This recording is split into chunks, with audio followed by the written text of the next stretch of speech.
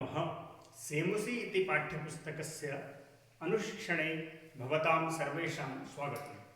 प्रियछात्राः, वयम् अद्य व्यायामः सर्वदा पथ्यः इति पाठस्य अभ्यासस्य द्वितीयभागं पूरयिष्यामः। प्रथमे भागे अस्माभिः प्रश्नोत्तराणि, तृतीयाविभक्तियुक्त रिक्तस्थानानि तथा च स्थूलपदमाधृत्य प्रश्ननिर्माणं तथा च अव्ययपदानाम् उपयोगं कृतम्। अद्य वयं पञ्चमः प्रश्नः पूरयिष्यामः। तस्य प्रथमः प्रश्नः कः अस्ति? अधोलिखितेषु तद्धितपदेषु प्रकृतिं प्रत्ययं च पृथक् कृत्वा लिखत। यानी कि प्रकृति को अलग करना है, मूल शब्द धातु को अलग करना है और प्रत्यय को अलग करना है। तो कुछ प्रत्यय इसमें जो हमारे चैप्टर में है, जो व्याकरण विभाग में है, वो होंगे, कुछ प्रत्यय उससे अलग होंगे। ठीक है, तो दोनों को जानने का प्रयास करते हैं। पहला शब्द है पथ्यतमः।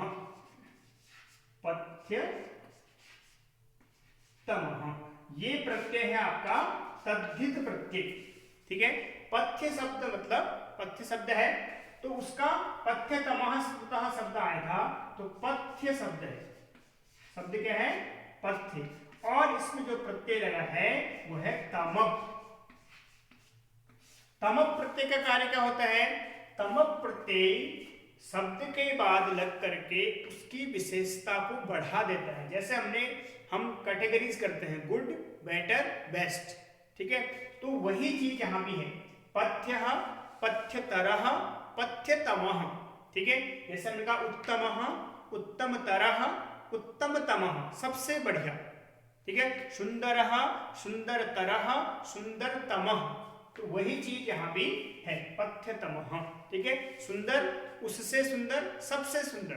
तो सबसे सुंदर, सबसे बड़ी चीज के लिए हम तमक शब्द का प्रयोग करते हैं, और उससे सुंदर के लिए हम तरफ शब्द का करते हैं, तरफ। तब वहां बसता है तर। ठीक है, तो सुंदर, सुंदरः, सुंदरतरः। ठीक है, तो वहां तरफ प्रत्यय हुआ, तो पथ्यधन तमक शब्द बना। अगला है सहिष्णुता। ये तो आपको आता ही होगा।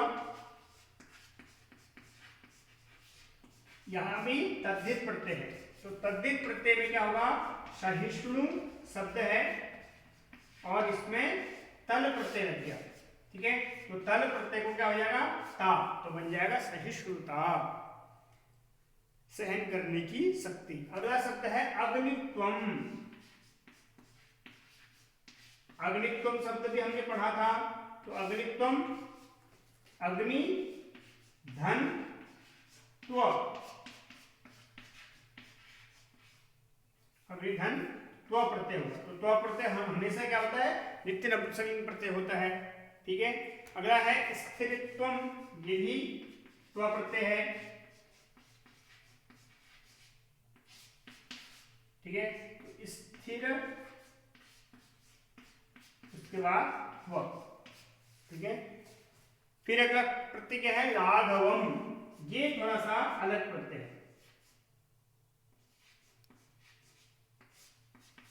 ठीक है, तो लघु शब्द है इसमें और अण प्रत्यय लग गया। ठीक है, अण प्रत्यय से ही ऊ है, ऊ को आ जाएगा, लघु बन जाएगा। ठीक है, इसी से फिर लाघवम बनता है। ठीक है, तो ये प्रश्न नंबर क हो गया। अब उसी का दूसरा पद है, ये आपके तद्धित प्रत्यय थे सारे, तमक प्रत्यय, तल प्रत्यय, त्व प्रत्यय और अण प्रत्यय, ये सब क्या है? तद्धित प्रत्यय, यानी कि जो शब्दों के बाद लगते हैं। अब हम जो प्रयोग कर रहे हैं दूसरा, वो है धातु पदों के बाद में, क्रिया के बाद लगने वाले प्रत्यय। तो पहला प्रत्यय है इसमें कर्तव्य। ठीक है, ख का क शब्द है कर्तव्य। तो शायद ये पिछले साल आपने पढ़ा होगा। तो उसमें धातु क्या है? क्री धातु है। ठीक है, मूल शब्द है। उसके बाद तव्यत प्रत्यय है। कौन सा प्रत्यय है? तव्यत। ठीक है, तव्य से पुल्लिंग में तव्य, कर्तव्य बन जाएगा। भोजनम शब्द के आगे भोजनम कैसे बना? भोजनम भुज धातु है और ल्युण प्रत्यय से भोजनम बनता है। ल्युण का यू बचता है, यू को यू और नाकों से अन हो जाता है, भुज के ऊ को ओ हो जाएगा, भोजन बन जाएगा, शू लगने से भोजनम शब्द बनता है। ठीक है, अगला है आस्थितः।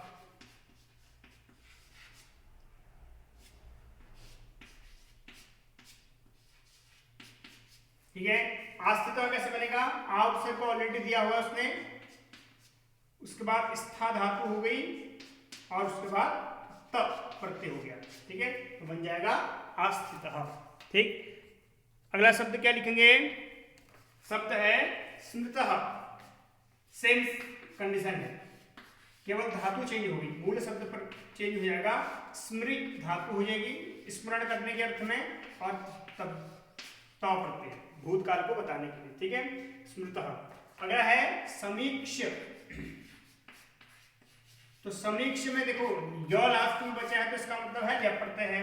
ठीक है, तो सम उपसर्ग लगना जरूरी है और ईक्ष धातु हो जाएगी देखने के अर्थ में। ठीक है, और ल्यप प्रत्यय हो जाएगा तो बन जाएगा समीक्ष। अगला शब्द है आक्रम्य।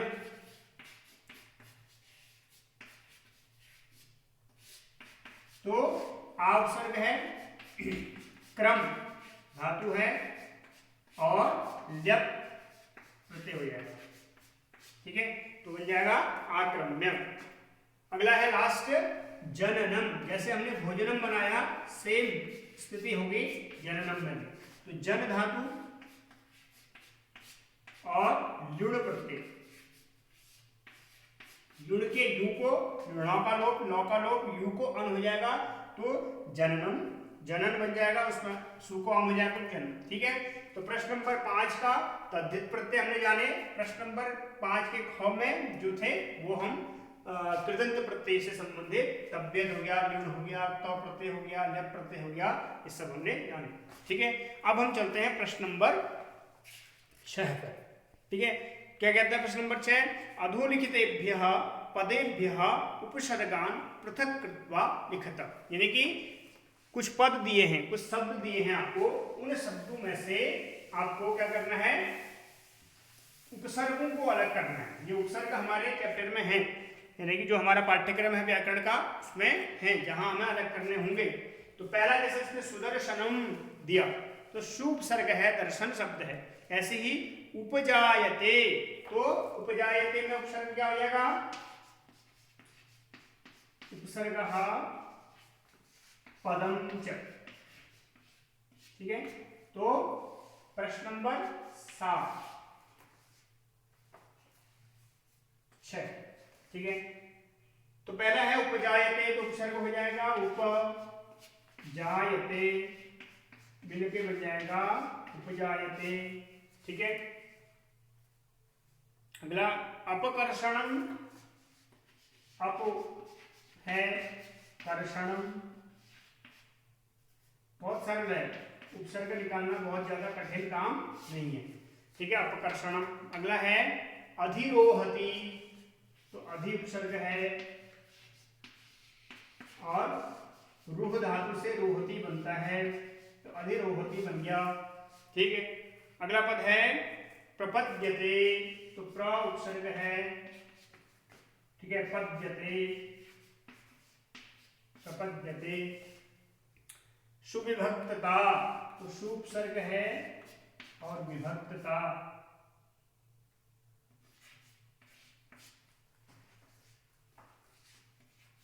इसमें एक और उपसर्ग हो सकता है, वी उपसर्ग भी हो सकता है। ठीक है, सुविभक्तता। तो इस प्रकार से प्रश्न नंबर 6 का जो उपसर्ग छांटने वाला काम था वो भी हमारा पूरा हुआ। ठीक है, प्रश्न नंबर 7 का क चलते हैं। कहता है कि षष्ठ श्लोकस्य भावम आश्रित्य रिक्त स्थानानि पूरयत। देखो भाव करने के लिए बात है, अन्वय लेखन और भाव लेखन दोनों हमारे पाठ्यक्रम के हिस्से हैं। ठीक है, तो इसको हम एक बार देख लीजिए, फिर हम इसको मिटाने के बाद इसका अभ्यास करते हैं, यानी प्रश्न नंबर 7 के क को पूरा करेंगे। ठीक है, तो प्रश्न नंबर 6 पूरा हुआ। अब हम करेंगे प्रश्न नंबर 7। सो छठे श्लोक का हमने भावार्थ लिखना है। तो पहले में क्या आएगा? पहले एक बार छठा श्लोक देखते हैं है क्या। तो छठा श्लोक है व्यायामान शून्य गात्रस्य पदभ्याम उद्वर्तितस्य च व्याधयो नोपसर्पन्ति वैनतेय विवोरगाः वयो रूप गुणैर्हीनम अपि कुर्यात् सुदर्शनम। तो कह रहा है कि समीपे उरगाः, कस्य समीपे उरगाः न गच्छन्ति, तो व्यायामिनः। तो सबसे पहले आ जाएगा व्यायामी, जो व्यायाम करने वाला होता है,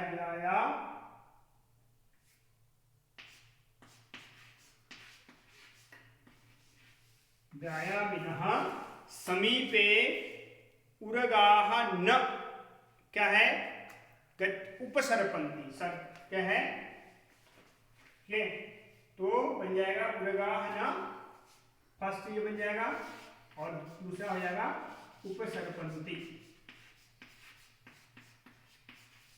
तो व्यायामिनस्य समीपे उरगाः एवमेव व्यायामिनस्य जनस्य समीपम रोगाः न गच्छन्ति। ठीक है, जिस प्रकार से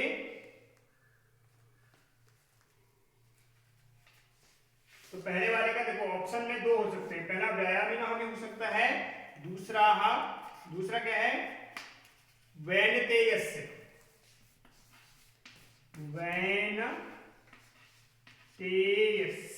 यानी कि जिस प्रकार से, कहने का मतलब है उसका कि जिस प्रकार से गरुड़ के समीप में सर्प नहीं जाते हैं, एवं में व्यायामिनस्य जनस्य समीपे रोगाः व्याधयः न उपसर्पन्ति। ठीक है, तो तीसरा में क्या हो जाएगा इसका, व्याधयः,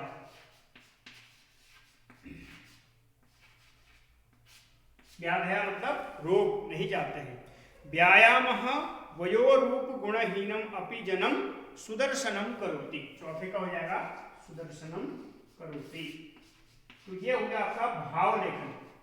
ठीक है, भाव लेखन में क्या होता है, आपको श्लोक के भाव को समझना होता है। ठीक है, भाव कहा गया है, तो उसमें यही था कि जो जिस प्रकार से गरुड़ के समीप में कौन नहीं आते हैं, सर्प नहीं आते हैं, उसी प्रकार से व्यायामी व्यक्ति के आसपास रोग नहीं आते हैं। ठीक है, तो और तीसरे वाले पंक्ति में कहा उसने कि जो व्यायाम करता है उसको वो भले ही गुणहीन है, वयहीन है, लेकिन फिर भी वह सुदर्शन दिखता है, यानी कि अच्छा दिखता है। तो यही भाव लेखन होता है। एक तो होता है अन्वय लेखन, जिसमें आपको श्लोक को उठा करके उसका अर्थ करने के लिए एक क्रमबद्ध लेखन करना होता है, यहाँ आपको उसका भाव लेखन करना होता है। ठीक है, तो ये दो अंतर है। सातवें का हमने क कर लिया, अब हम सातवें के ख पर चलते हैं। तो ख वाला कहता है कि उदाहरणम अनुसृत्य वाच्य परिवर्तनम कुरुत। वाच्य परिवर्तन हमने आपको व्याकरण में पढ़ा दिया है, आप जाके देख सकते हैं उसको। अब हम यहाँ कुछ कर्मवाच्य और कर्तृवाच्य दोनों ही दिए हैं, उनको हम एक दूसरे में परिवर्तित करते हैं। तो कर्तृवाच्य और कर्मवाच्य हैं क्या, एक बार थोड़ा सा देख लेते हैं इसके बारे में। ठीक है,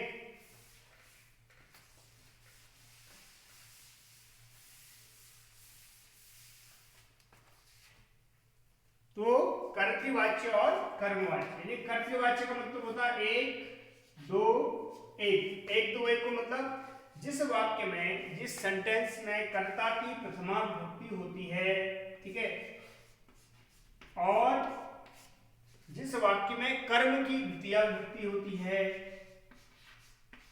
और जिस वाक्य में क्रिया, ठीक है, एक दो एक मतलब ये कर्म है, ये कर्ता है और ये क्रिया है। ठीक है, जहां क्रिया कर्ता के अनुसार होती है।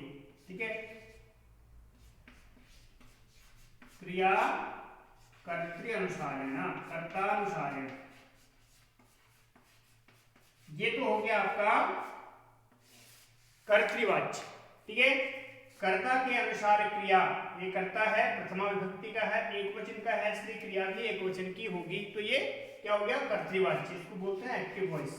ठीक है, इंग्लिश में आप जब बोलते हैं तो वॉइस मतलब क्रिया का ही एक प्रकार है, तो वाच्य क्या है, क्रिया को कहने का एक प्रकार। अब इसी को अगर हम कर्मवाच्य में करेंगे तो सबसे पहले हम जो कर्ता है उसको हम तृतीया में ले आएंगे।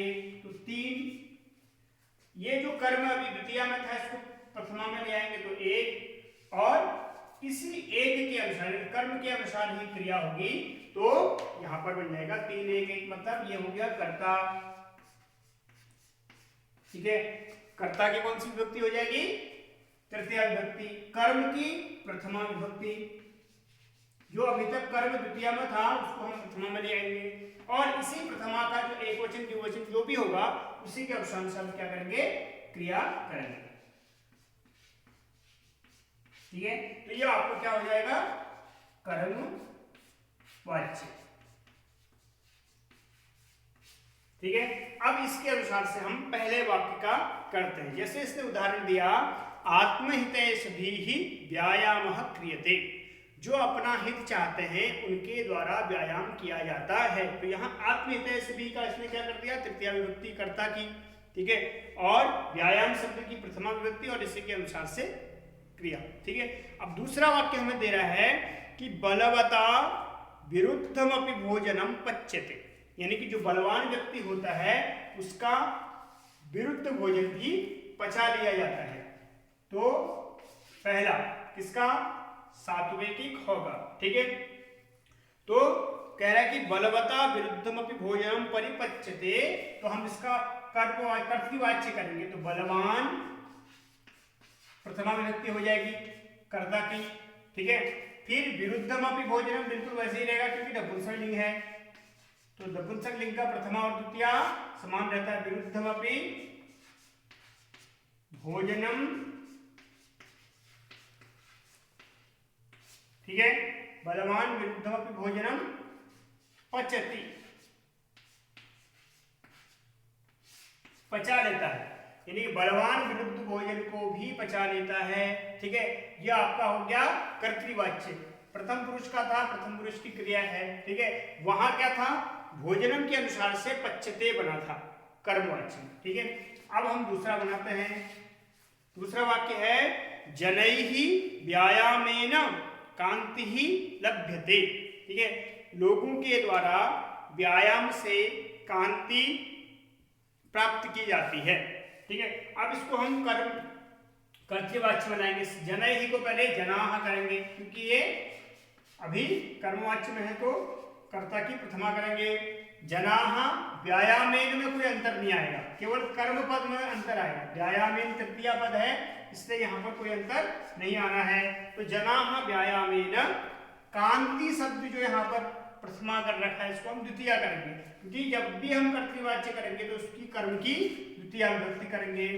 तो कांतिम, यहां जनाः बहुवचन है तो क्रिया भी बहुवचन हो जाएगी, तो लभन्ते।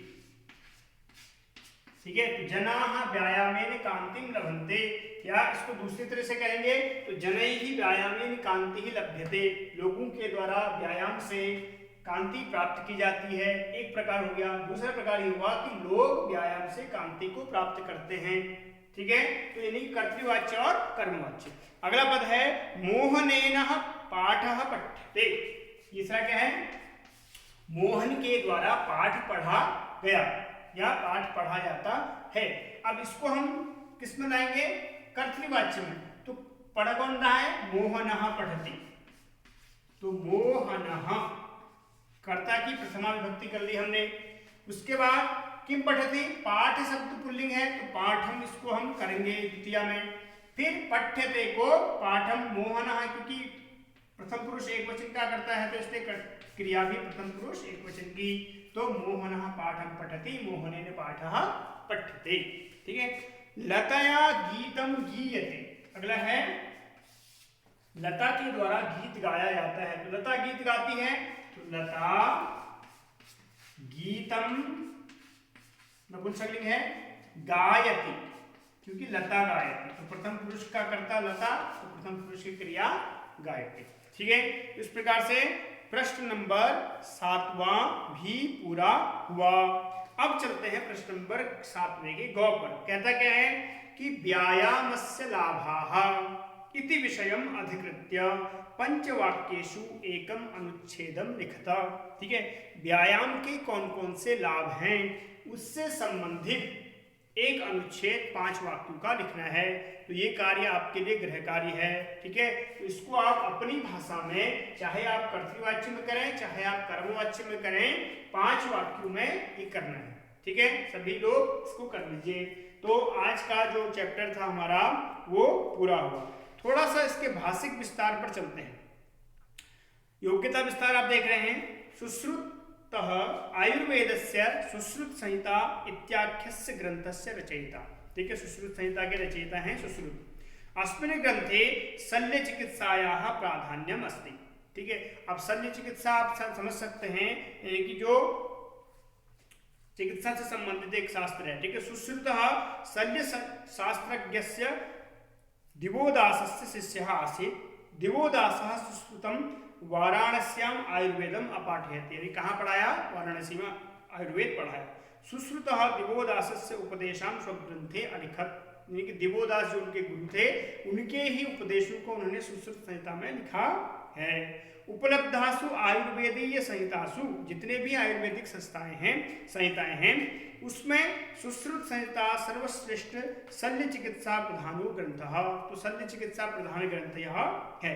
ठीक है, अस्मिन् ग्रंथे 120 अध्यायेषु यानी कि 20+ अध्यायेषु क्रमेण सूत्र स्थाने मौलिक सिद्धांतानां शल्य कर्मोपयोगी यंत्रादीनां निदान स्थाने प्रमुखाणां रोगाणां शरीर स्थाने शरीर शास्त्रस्य चिकित्सा स्थाने शल्य चिकित्सायाः कल्प स्थाने च विषयाणां प्रकरणानि वर्णितानि सन्ति। ठीक है, अस्य उत्तरतंत्रे 66 अध्यायाः सन्ति। टोटल मिलाकर के कितने हैं? 120 अध्याय हैं और उत्तर पद में 66 अध्याय हैं।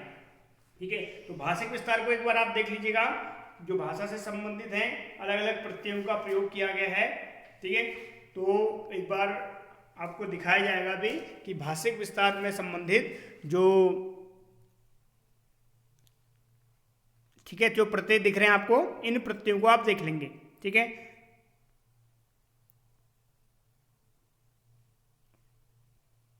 तो आज का चैप्टर फिर यहीं समाप्त करते हैं। ठीक है, तो कल पुनः हम एक नए चैप्टर के साथ आपके बीच उपस्थित होंगे। तब तक के लिए नमो नमः, नमस्कार।